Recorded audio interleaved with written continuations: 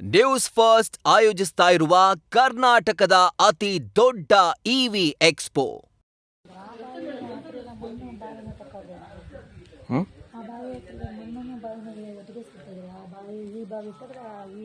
ಅಲ್ಲಿ ಗಡಿಗಡೆ ಇದೆಯಾ? ಒಂದು ಕೆಲಸ ಮಾಡ್ರಿ, ನೀವು ಅಲ್ಲಿ ನೀವು ಕೊಡಪ ಅಂತ ತೊಗೊಂಡು ನೀರು ಜಗ್ಲಿಕ್ಕೆ ಹೋದಂಗೆ ಮಾಡ್ರಿ. ಬೇಕಂದ್ರೆ ನೀವು ಕುಡಿತೀರಂತ ಬೇಕಲ್ಲ, ಪ್ರೂಫ್ ಬೇಕಲ್ಲ, ತಗೋರಿ.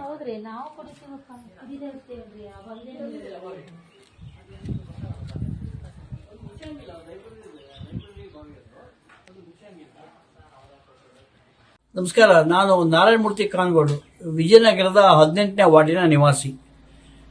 ಈ 18ನೇ ವಾರ್ಡಲ್ಲಿ ಗಾಂಧಿನಗರದಲ್ಲಿ ಸುಮಾರು 40 ವರ್ಷದ ಒಂದು ಬಾವಿ ಇದೆ.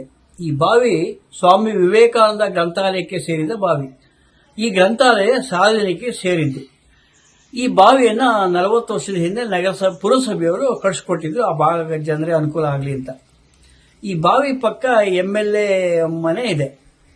ಯಾರೋ ವಾಸ್ತುಶಾಸ್ತ್ರಜ್ಞರು MLA ಹೇಳಿದಾರಂತೆ, ಈ ಬಾವಿ ಇರೋದ್ರಿಂದ ನಿಮಗೆ ತೊಂದರೆ ಆಗತ್ತೆ, ಆ ಬಾವಿನ ಮುಚ್ಚಿಸ್ಬಿಡಿ ಅಂತ ಹೇಳ್ತಾ ಇದ್ದಾರೆ ಅಂತ ಆ ಭಾಗದ ಜನರು ಮಾತಾಡ್ತಾ ಇದ್ದಾರೆ.